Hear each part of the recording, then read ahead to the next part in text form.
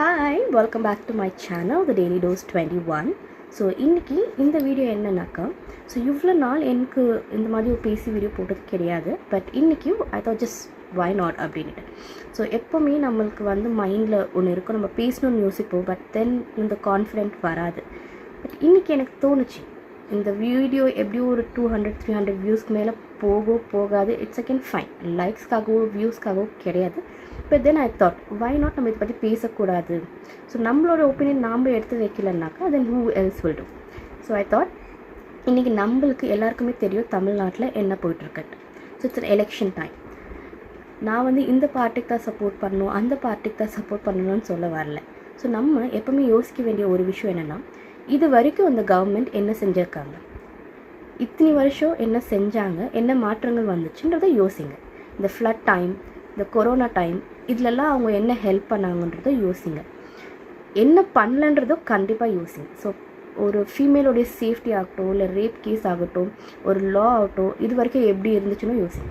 So எல்லாருமே நான் video பார்த்த வரைக்கும் இவங்கெல்லாம் செஞ்சாங்க, இதெல்லாம் செஞ்சாங்க, அப்போ இவங்க வந்து இப்போவே சிஎம் ஆகிறதுக்கு என்ன தகுதி அப்படிலாம் கேட்குறாங்க. என்னுடைய பாயிண்ட் ஆஃப் வியூ அங்கே என்னென்னா, ஒருத்தருக்கு வாய்ப்பு கொடுத்தா தான் அவங்க என்ன பண்ணுவாங்கன்றது நம்மளுக்கு தெரியும். வாய்ப்பு கொடுக்கலனாக்கா அவங்க என்ன பண்ணுவாங்கன்னு நமக்கு தெரியாது. டு பி ஃப்ராங்க், ஒருத்தர் பண்ணியிருக்காங்கன்றது வந்து மீடியா முன்னாடி சொல்லணும் அப்படின்றது அவசியமே கிடையாது. நீங்கள் அந்த பொசிஷனில் இருக்கிறப்போ நம்ம ஓகே இதெல்லாம் பண்ணாங்க அப்படின்றத ஒரு பட்டியல் போடலாம். நம்ம அந்த பொசிஷனில் இல்லாத போது நம்ம கொடுக்குறதோ பண்ணுறதோ வேறு யாருக்குமே தெரியக்கூடாதுன்ற அளவுக்கு தான் எல்லாருமே பண்ணலாம். இன்னும் கொஞ்சம் ப்ரீஃபாக போனோம்னா, நம்ம விஜய் எவ்வளவோ பண்ணியிருக்காங்க, சீமான் எவ்வளோ பண்ணியிருக்காங்க, டிஎம்கே எவ்வளோ பண்ணியிருக்காங்க, இல்லைன்னு நான் சொல்ல. பட் நம்ம ஒரு விஷயம் இத்தனை வருஷம் நம்ம ஒருத்தரை வந்து அந்த பொசிஷனில் வைக்கும் போது அவங்க என்னென்னலாம் செஞ்சாங்க, நல்லதாகட்டும் செய்யாததாகட்டும் எல்லாமே டிசைட் பண்ணுங்க. ஏன்னா ஒரு ஓட் நம்மளுடைய தமிழ்நாடுடைய தலையெழுத்தே ஃபார் த நெக்ஸ்ட் ஃபியூ இயர்ஸ்க்கு மாறப்போகுது. ஸோ அதெல்லாம் தான் ரொம்பவே முக்கியம். இப்போது நான் வந்து ரீசெண்டாக ஜூலியோடைய வீடியோ பார்த்தேன். நான் வந்து யாருடைய ஃபோட்டோவோ அது பேக்ரவுண்டில் போடணுன்ற அவசியமே எனக்கு கிடையாது. ஆல் ஐ வாண்ட் சேஸ், நீங்கள் ஒரு இடத்துல போய் பிரச்சாரம் பண்ணுறீங்கன்னா நீங்கள் கண்டிப்பாக உங்களுடைய ஒப்பீனியன் அங்கே போய் சொல்லலாம், அது தப்பே இல்லை. It's your point of view. But பேசுறதுக்கான விதம் அப்படி இருக்குது. அந்த 50-500 ஆக்காதீங்க, அதெல்லாம் நான் வீடியோ கண்டிப்பாக பார்த்தேன். ஸோ இது எப்படின்னா ஒருத்தர் ட்ரிகர் பண்ணுற மாதிரி தான் இருக்குது. அந்த 50-50 ஆக்காதீங்கன்றது அவங்க பார்த்துப்பாங்க.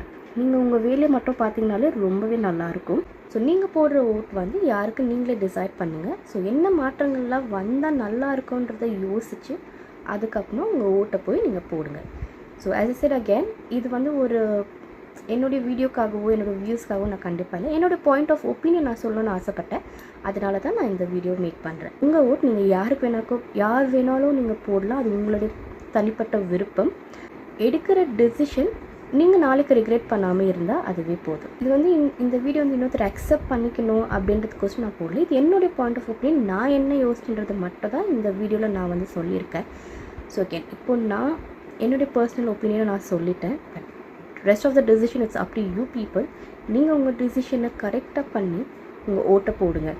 ஸோ அது டிஎம்கேயாக இருக்கட்டும், டிவிகேயாக இருக்கட்டும், இல்லை எந்த கட்சியாக இருந்தாலும் ஆல் தி பெஸ்ட்.